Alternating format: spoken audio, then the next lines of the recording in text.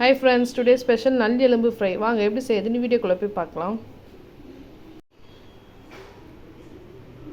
வாங்கம்மா நல்லி எலும்பு ஃப்ரை வறுக்க போறோம்மா.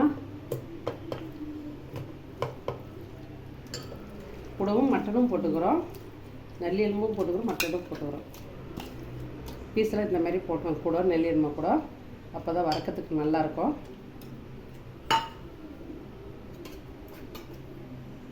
இது குழம்பு பொடிமா ஒரு ஸ்பூனு,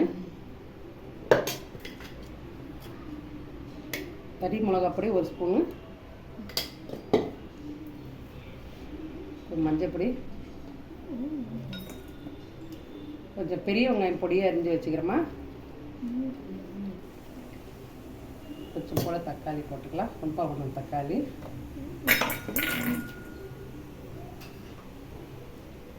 சும்மா கொஞ்சம் இஞ்சி பேஸ்ட் போட்டுக்கலாம், கொஞ்சம் உப்பு போட்டுக்கலாம். அப்புறம் இல்லை நல்லா மிக்ஸ் பண்ணிடலாம்.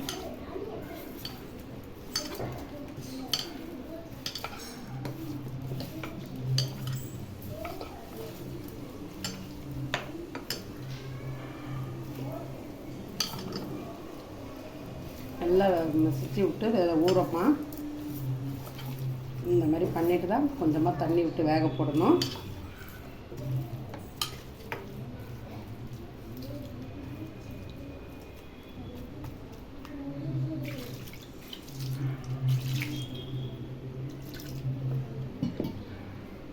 ஒரு 1.5 டம்ளர் தண்ணி வச்சுக்கிறோமா, போதும் தண்ணி வேக போட்டலாம்.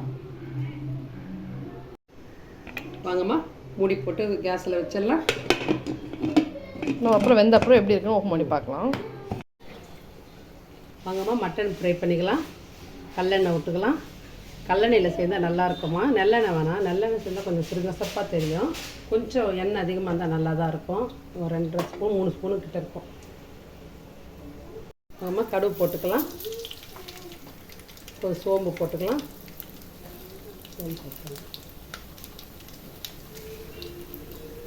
பட்டை அன்னாச்சி போட்டு லவங்கம் பூ ஒரு ஏலக்காய் வச்சுக்கிறோமா. இப்படி காஞ்ச மிளகாய் போட்டுக்கலாம்.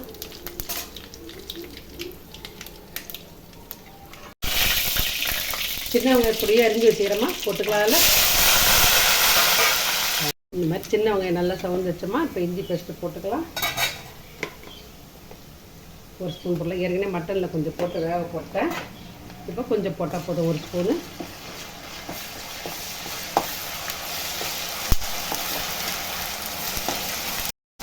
கொஞ்சம் கருவேப்பிலை போட்டுக்கலாமா.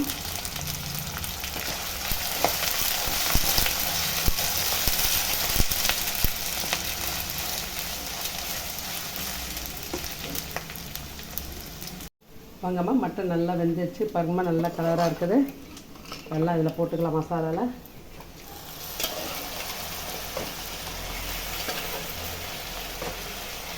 மட்டன் நல்லா ரோஸ் ஆகிடுச்சு. ரோஸ்ல கொத்தமல்லி கொஞ்சம் போட்டுக்கலாம். ஹாய் ஃப்ரெண்ட்ஸ், பாருங்கள் நல்லி சூப்பராக ரோஸ்ட் ஆகிடுச்சு, செம்மையாகிடுச்சு, ரெடி ஆகிடுச்சு. கொத்தமல்லி போட்டுடலாம்.